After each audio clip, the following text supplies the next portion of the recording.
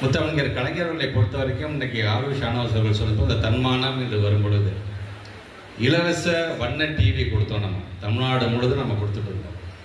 அப்படி கொடுக்கும் பொழுது அது என்ன டிவி இலவசமாக கொடுக்குறீங்க, நீங்கள் ஏதோ ஓட்டு வாங்குறதுக்காக கொடுக்குறீங்க, ஏதோ வாக்குக்காக நீங்கள் கொடுக்குறீங்க என்று சொன்ன காலம்லாம் உண்டு.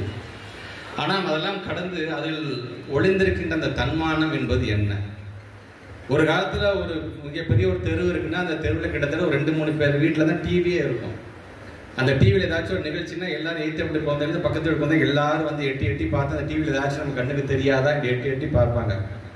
அந்த வீட்டோட உரிமையாளர், அந்த டிவியோட உரிமையாளர் அவர் நினைச்சானே எல்லாம் கிளம்புங்க, முடிஞ்சிச்சு எல்லாம் நாளைக்கு பார்த்துன்னா கிளம்புங்க அப்படின்ட்டு சொல்லக்கூடிய சூழ்நிலை. பிள்ளைங்க நின்றுக்கிட்டு பார்ப்பாங்க, உட்காந்துட்டு பார்ப்பாங்க, தள்ளி நின்று பார்ப்பாங்க. ஆக இப்படிப்பட்ட ஒரு நிலையில் அதை உணர்ந்த முத்தமிழர் கலைஞர் அவர்கள், நீ ஏன்டா இன்னொரு வீட்டுக்கு போய் பார்க்குற, உன் வீட்டுக்கு நானே டிவி தரேன்டா என்று சொல்லி உட்காந்து கால் மேலே கால் போட்டு உட்காந்துட்டு தான் சொந்த வீட்டில் டிவி பார்க்கின்ற அளவிற்கு அந்த தன்மானத்தை அங்கே கொண்டு வந்து நிறுத்தியவர் முத்தமிழர் கலைஞர்.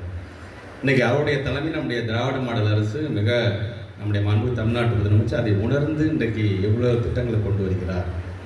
அதே மாதிரி நம்முடைய அன்றைக்கினி அண்ணன் நாகை மாலி அண்ணன் சொன்ன போல இந்த புதிய உறுப்பினர்கள் சேர்க்கிறோம். ஆனால் சேர்ற உறுப்பினர்களுக்கு முறையாக அந்த பயன்பாட்டோடு இருக்கிறார்களா என்று சொல்லும் பொழுது ஒரு மக்கள் பிரதிநிதியாக களத்தில் இருப்பதனால் அவருக்கு பல செய்திகள் வருகின்றது.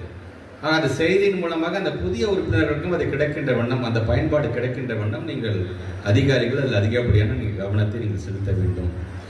நீங்கள் எல்லாரும் நீங்கள் ஒரு குறிப்பெல்லாம் கொடுத்துருக்கிறீங்க. மாண்பு முத்தமிழர் கலைஞர் 2006-2011 ஏறத்தாழ தமிழ்நாடு முழுவதும் ஒரு 22 லட்சத்துக்கும் மேற்பட்டிருக்கின்ற குடும்பங்கள் பயிர்க்கடன் வாங்கினாங்க. ஒரே கையெழுத்தில் 7000 கோடியை தள்ளுபடி செய்த ஒரே தலைவர் அவராகத்தான் இருந்தார். எனக்கு தெரிஞ்சு இதை பார்த்ததுக்கு பிறகுதான் ஒன்றிய அரசே இந்தியா முழுவதும் இது போன்ற ஒரு திட்டத்தை கொண்டு வந்தாங்க என்று சொன்ன பொழுது அதுக்கு முன்னோடியாக இருந்தவர் முத்தமிழர் கலைஞர்.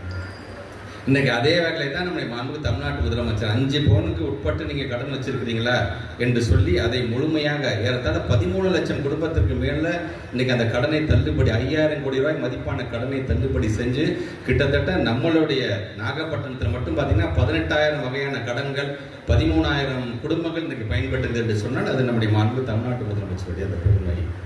அதே மாதிரி மகளிர் சுயஉதவி குழுக்கெல்லாம் உடனே அதற்கான கடனை தள்ளுபடி செய்ததாக இருந்தாலும் சரி.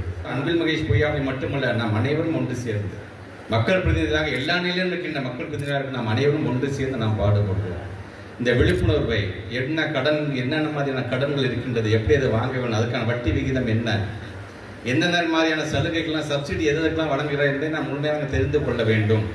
அதற்கு எங்களுடைய பள்ளி மாணவர்கள் இன்னைக்கு பல்வேறு போட்டிகளை கலந்து போட்டியில் பரிசு பெறுவது மட்டும் நம்முடைய எண்ணமாக இருக்கக்கூடாது. ஒரு கூட்டுறவுனா என்ன, அதனால ஒரு நாட்டுடைய வளர்ச்சி எப்படி இருக்கின்றது அதில் முழுமையாக அறிந்து கொள்ளுகின்ற ஒரு இளைய சமுதாயமாக நீங்கள் இருக்க வேண்டும் என்பதற்காகத்தான் ஒரு போட்டியை நடத்தி உங்களை நாங்கள் உற்சாகப்படுத்துகிறோம், நாங்கள் ஊக்கப்படுத்துகிறோம் என்று நான் சொல்ல விரும்புகிறேன். ஆக அந்த விதத்தில் இன்றைக்கு பல இந்த துறையை சார்ந்திருக்கின்ற சங்கங்கள்லாம் நீங்கள் கலந்துருக்கிறீங்க. ரொம்ப அழகாக ஒரு கொடியெல்லாம் ஏற்றி நீங்கள் நம்ம ஆரம்பிச்சுக்கோங்கும் பொழுது வெறும் கொடியேற்றதோடு நம்ம நிறுத்திவிடக்கூடாது. நம்முடைய டிபார்ட்மெண்ட் நம்ம தான் உயர்த்தி பிடிக்கின்ற அளவுக்கு நாம் ஒவ்வொருவரும் இந்த அவேர்னஸை நம்முடைய மக்கள் யார் யாருக்கெல்லாம் இதை பற்றி தெரியலையோ விளிம்புநிலை இருக்கின்ற மக்களும் இந்த விழிப்புணர்வை ஏற்படுத்த வேண்டியது அதிகாரிகளுடைய கடமை மட்டுமல்ல, நம் அனைவருடைய கடமையாகவும் இருக்க வேண்டும் என்கின்ற அந்த ஒரு வேண்டுகோளை வைக்க நான் கடமைப்பட்டிருக்கின்றேன்.